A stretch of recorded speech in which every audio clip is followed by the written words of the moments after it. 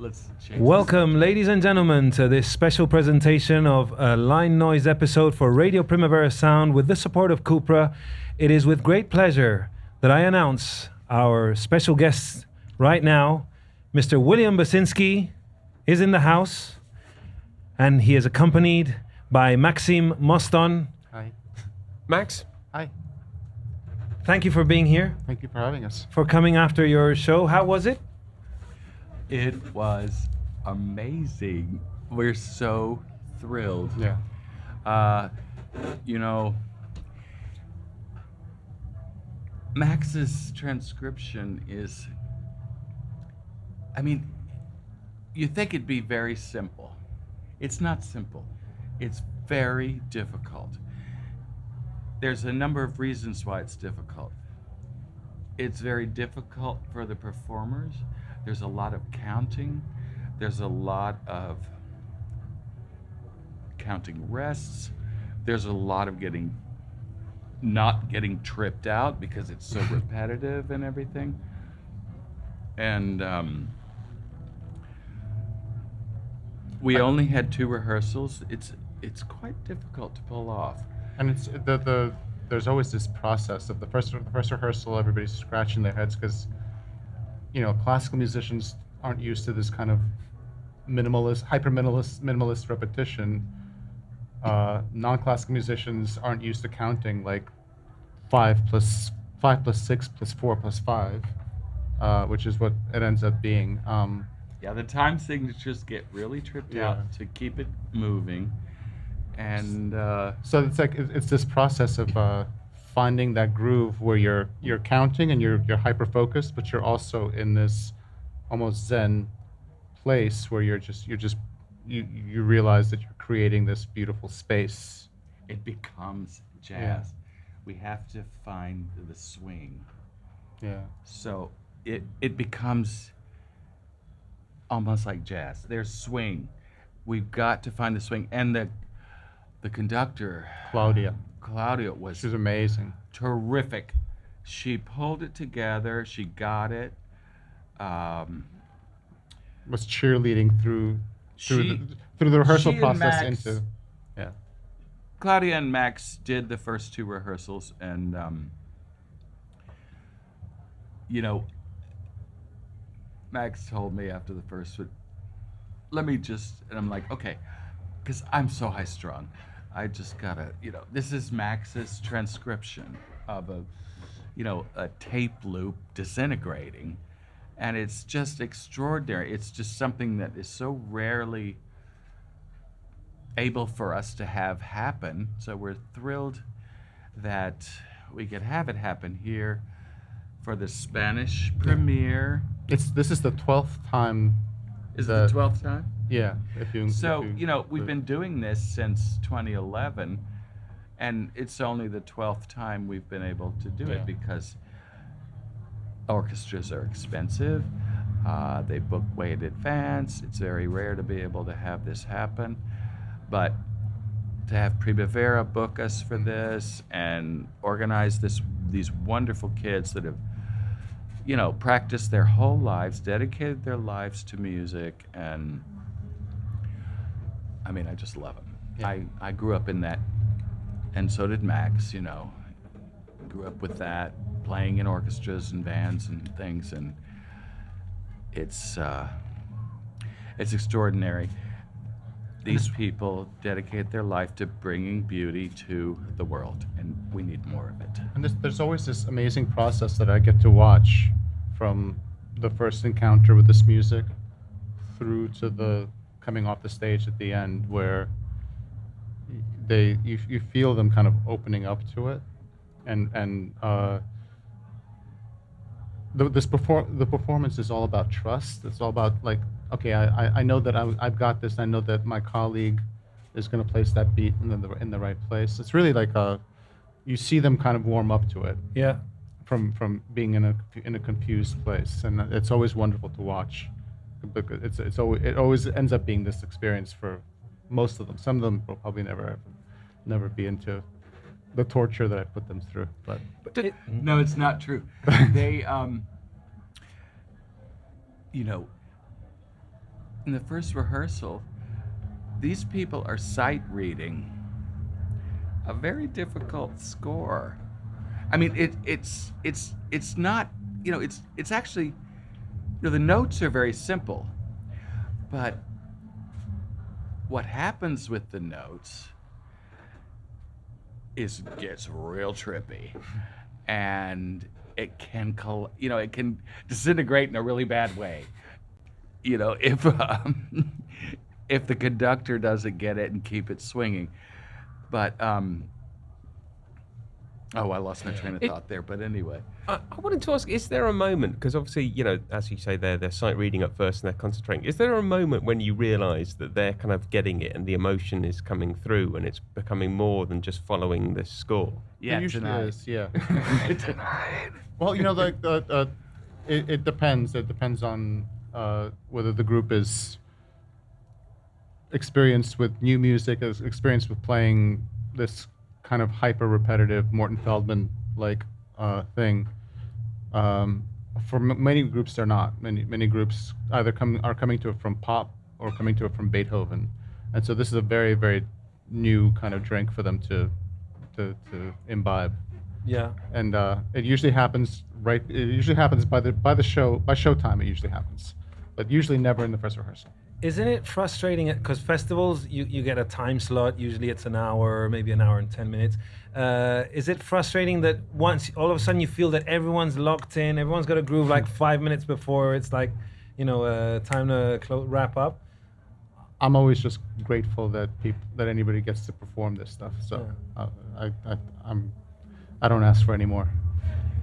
No, they pulled it off. They did Yeah. a beautiful job. Yeah. One thing I was going to say earlier about the difficulty is, for example, I learned last summer when we did the Holland Festival with a Noni curated show, National Radio Symphony Orchestra of Holland. Now these are, you know, well, the concert mistress, who I fell in love with because she was so fucking glamorous and she had the best shoe thing going on. We had several rehearsals. She always had some serious different stiletto shoes on and all together and everything. But she told me later, the violinist's arms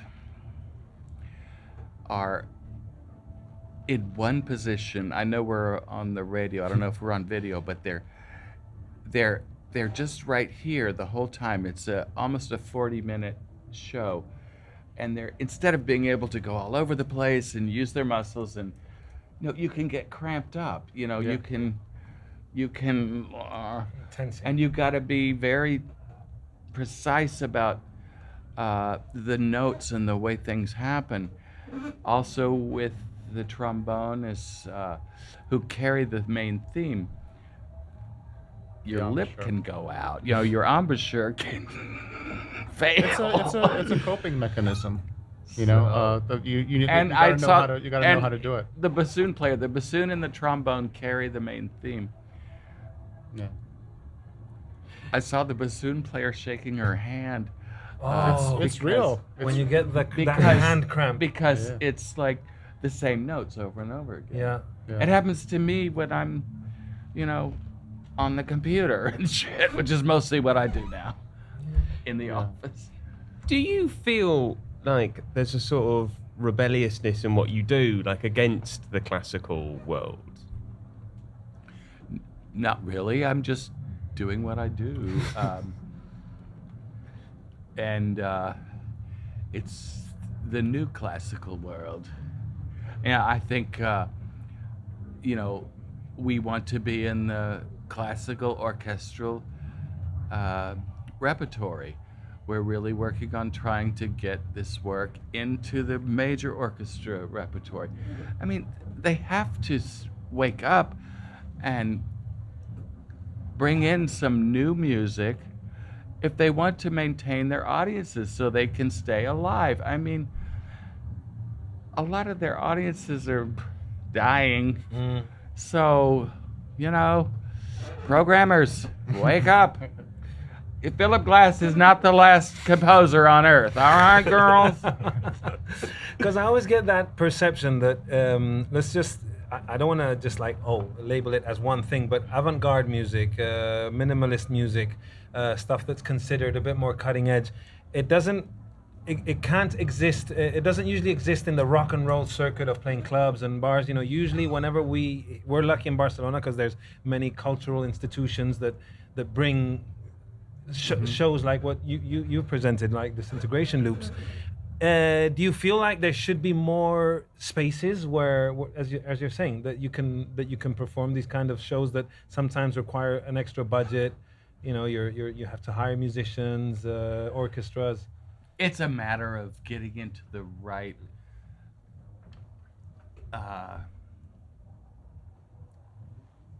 situations with the existing orchestras. This takes time. It takes years. It takes the right connections. And we'll get there. You know, I don't know if I'll live to see it, but Max will. You know, And we have other transcript. All the Disintegration Loops have been transcribed now. 3 of them have been premiered, and they're wonderful. The transcriptions. There's 3 more that we haven't been done. Jim Burwell did number 4. Max did number 5, right? My friend Michael Baxter from New York and Amsterdam did number 6. So, you know, we're looking for a really big situation where we can do them all over a 2-day period with maybe we need 2 orchestras to be able to go through it, and people can just sit there for 5 hours and hear the whole thing. That's what we want. Max, I'm wondering, like, how do you transcribe something like that? Is it sort of problem solving? Is it very creative? Like, how? Yeah, each of these loops that I've done so far has just been its own little puzzle to crack. Like, how am I gonna? It usually starts with me really doing some deep listening, really trying to, first of all, like counting all the different counting how many loops there are. So how big is my canvas? If there's a time constriction, I have to do like the math in my head. Like this happens 2/3 of the way through the piece. So in this particular case, it'll be measure 137, which is 2/3 of the way through the piece. So it's what the English call process music.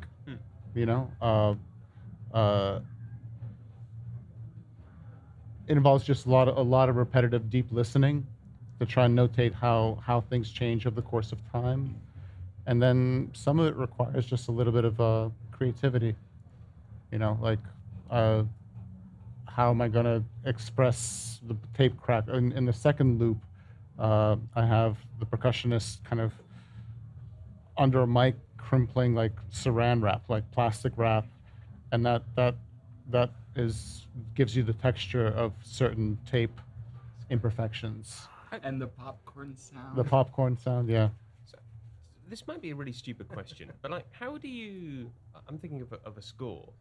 How do you like score someone crackling saran wrap or whatever? Like, percussionists are very open to it because they have a lot of standard things, but they also are used to working with composers and looking at directions and figuring out how to. A lot of composers like me who didn't go to composition school probably don't know how to necessarily notate things the way that these guys. So we're used to talking to our friends who are percussionists and working it out with them. I think I just, in this particular case, I have a whole note that says with dynamics and stuff like that, but there's a little note that says saran wrap scramble, and before the first rehearsal we work it out, which some people bring like several different kinds of plastic. Yeah. Because they're like, we'll have a parchment paper. Let's try parchment paper. I love that It's a little detail. bit too crunchy. Yeah. Now, isn't there something with rice on the snare Yeah, drum? that's head? in the third loop. third one? That was done in Oh, yeah. London. They have they have basmati rice, and it's very Has to be specifically basmati. it's got to be like long grain basmati rice Ah. in their drum head, and so they're sort of subtly moving it around as they're doing, and that's the effect that they're using. So people get creative in trying to transcribe electromagnetic sounds, and that's part of the fun process. So, yeah, this is the interesting thing. People ask, are you going to play with the orchestra? No. This is a transcription. This is just another level of the disintegration loops. Okay. I had some really old tape from the 70s that was used when I got it. I recorded some music in 1980 from the Empire State Building in New York when it was just coming into my house anyway, and I wanted strings, I wanted a mellotron, so I thought I'd try to make one. And then I would slow these little loops down and find the stuff. Well, the loops that ended up being in the disintegration loops were so amazing and so like eternal and so profoundly fabulous. I put them aside because I was so young. I didn't know, we knew they were fabulous, but I didn't know if I could use them because I didn't know if I could call them my work. It just seemed too easy, I wanted to be in the mix. So at that time I was mixing loops. I was making short music and the river and all this kind of stuff. These got set aside. And then when I started archiving things, when I finally got a CD burner and stuff when was it? In the, 2000, 2001, these came up. So, put them on, and then they did their thing. And by then I had enough sense to know they're doing their own thing. Stay out of the way, make sure your levels are good, and this shit's going down, Let's see what happens. But you really, I feel like you kind of created a subgenre, because now everybody wants their music to sound imperfect. Everybody wants, the like wonky. I collect guitar pedals, and No, they make pedals they that try they to copy. They basically say, my "Oh, shit you with pedals." can get Basinski tones out of this reverb." Really? They will reference it, and it's I think it's amazing because Where's my money, honey? Okay, but copy back, bitch. it's pretty amazing though that like it's become a sound that everybody's seeking, but I feel like you discovered it. But and in your case, Well, I was just a crazy ass motherfucker that didn't know what he was doing, but was getting good results, so I kept doing it. yeah. Nobody got it for fucking 20 goddamn years. I'm surprised I lived to see this, but I'm very happy about that. But it's almost like there's a particular wisdom that comes with being able to say, no, that is it. Like, I don't need to do anything more. That's the idea. It's perfect. I as it went is. to music school. I was trained by some really amazing people.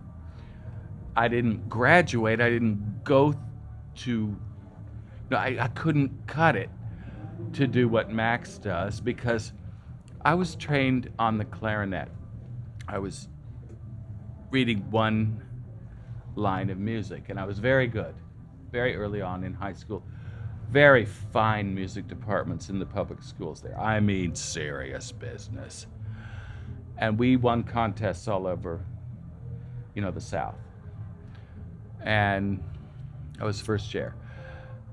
But playing very difficult music, Hindemith and, Pines of Rome and what's it called? Capriccio Espanol. Oh yeah, Rimsky-Korsakov. Yeah. Yeah. We played all the big hits. And these were orchestral transcriptions for symphonic band. And I was the one that had to play the violin parts, and I did it. I think we had speed back then in high school. I loved it.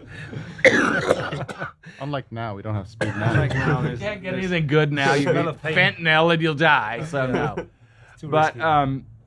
anyway, now I lost my train of thought because I went off on a tangent. But You- I asked about the kind of wisdom that comes with knowing, like, when something that is it. Oh, something's yeah, finished. so and being classically trained. So, this is something, learning from John Cage in one of the classes I had in college. Oh, you can use nothing. You can use radio. You can use silence. You can use garbage. So that was good, because I couldn't really. When I tried to write music, I just wanted to put whole notes down and loop them over and put some, because I like drones and things. But anyway, I learned how to do it. I had great mentors. My darling life partner, James Jamie, I met him 78, and I moved to San Francisco to go to the gay Mecca, get out of fucking Texas. And he was a huge record collector. He worked at record stores. He worked on the buying truck at the big Berkeley record store. He came home every day with shit that fell off the truck, okay, and the best stuff from Germany and, you name it, and he had everything. So I got to hear all of this amazing stuff. Oh, that's allowed. Oh, that's allowed. Oh, that's... And I read his art books, and I learned about art, which I never knew about. Dumbass kid from Texas, and then we went to the museums and saw Rothko's and Clifford Still paintings, and my friends were all painters. So I got to see what they were doing, and they all encouraged me, and so I was painting with sound, and they were all like the first ones to go, okay, go girl, Of course, they weren't really, too nice at first, but they were digging it. Yeah. And now they're all like, I was your first fan. Oh, yeah. Typical story. I was just going to ask, what are your current sort of musical obsessions? Well, tomorrow night, we're going to see my favorite new musical obsession, Jessica Pratt. Oh, yes. not yet. My God, have you heard her record? Oh, yes, my God. yes, yes. Oh my God, nobody's doing anything like this. She is brilliant. Yeah. I mean, I love her. She's a friend of mine, I'm happy to say. And we can't wait to see that.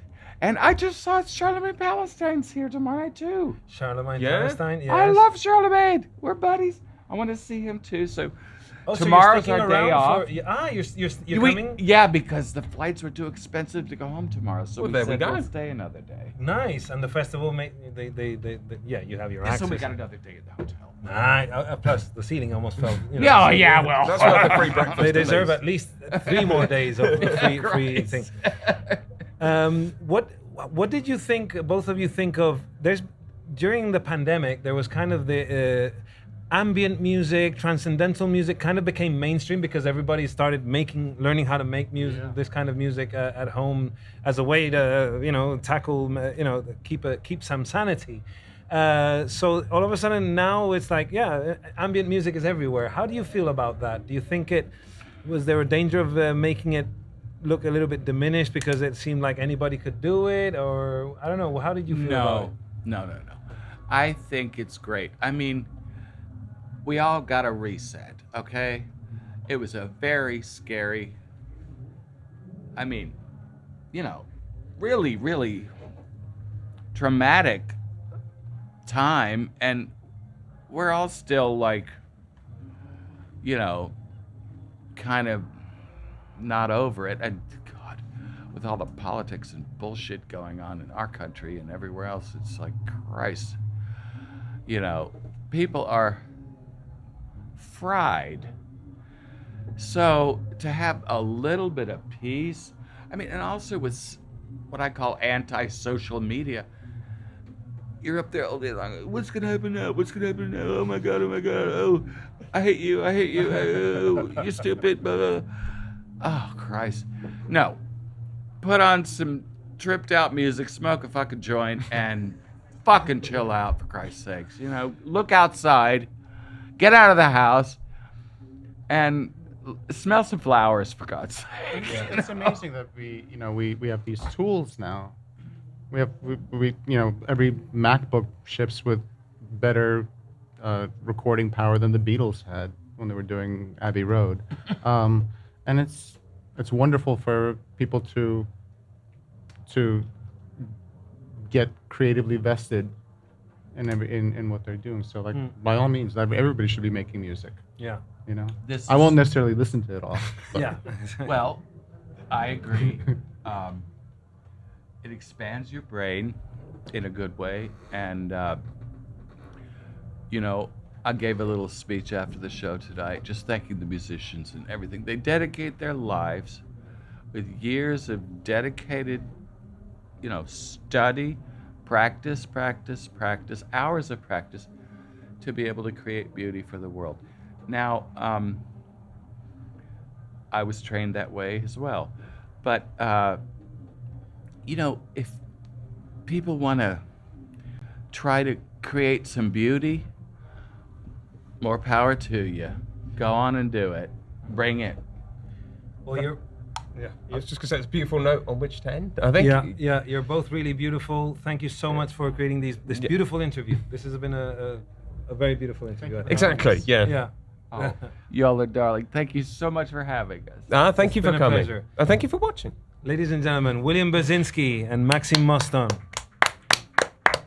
Thank you. We love you.